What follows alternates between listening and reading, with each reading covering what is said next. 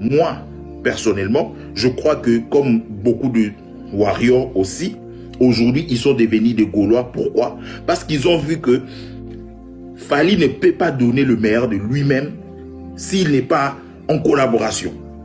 Tu vois? Okay. Donc lui, il peut faire ce qu'il sait faire, mais il veut s'attacher à des autres célébrités pour faire un nom. Tu comprends ça? Et ça, c'est mort. C'est mort. C'est mort, en fait. Voilà pourquoi j'avais dit que aussi longtemps que la rumba va durer, Ferregola va rester dans l'histoire. Mais Fally est en train de se perdre dans l'histoire. Pourquoi? Parce que il est plus à la quête de la célébrité que de protéger la rumba. Tu comprends? Il est plus à la quête de la célébrité que de protéger la rumba. Or, il oublie que sur 100% de ses fanatiques, 80% sont d'abord des amoureux de la rumba. Il y a que, excusez-moi le terme, il y a que le wesh, hein, qui le connaissent.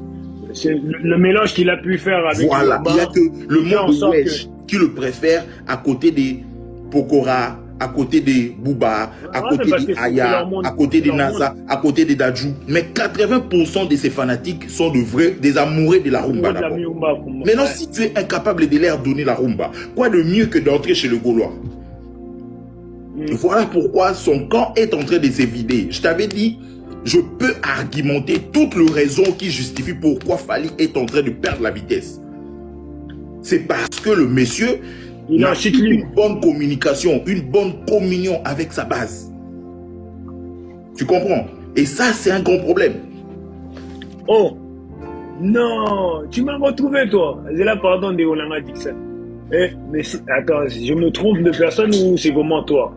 C'est la petite sœur de Camerounais, je suis d'accord avec le monsieur. Ok, c'est vraiment toi. Ah bah c'est carré, abonne-toi comme ça on parlera plus tard. Une petite sœur. Et ça fait longtemps toi, ça fait un bail. Bon, mais on a toujours un masolo na biso, hein. Mais moi je pense que tout ce que tu as dit, t'as pas tort. Bah après, écoute,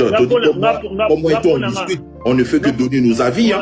Ça reste que des avis personnels, on ne cherche pas non, influencer. Le but, c'est pas d'influencer les gens. Le but, c'est de remettre les gens dans la réalité. Parce que moi, par rapport à la ligne réalité, en fait, regarde, je vais t'expliquer comment je vois les choses à ce niveau-là. Moi, pour moi, j'ai besoin qu'il y ait une réalité aussi réelle par rapport à ceux qui font ces artistes. En fait, il y a trop de courses à l'écart. Tu vois? Et à un moment donné, quand il y a trop de courses à l'écart, on va appeler ça de la jalousie. Faites comme vous voulez. Moi, je vous ai dit tout à l'heure, celui qui veut dire qu'on est jaloux. Non. Saute, l'oba, papa. Non. Donc, moi, j'appelle ça course à l'écart. Pourquoi? Parce que, Dixon, un artiste, celui qui fait un artiste, ceux qui font un artiste, c'est le public. C'est les gens qui écoutent. C'est pas l'artiste qui fait le public. Tu comprends? C'est le public qui vont te faire toi parce que tu le vends. C'est le public qui fait l'artiste. Ce n'est pas l'artiste qui fait le public. C'est pas l'artiste, jamais. Ça ne pourra jamais changer. Oui. Mais quand on voit lui dans son attitude, on a l'impression que c'est lui qui est en train de faire le public. Ouais. Alors que c'est le public qui doit le faire. Et ce complément d'orgueil, moi je trouve que c'est une mauvaise chose par rapport à un artiste. Nous aujourd'hui on cherche l'authenticité de ce qu'on avait avant avec les artistes d'avant. Ce qu'on joue d'aujourd'hui, on n'entend plus.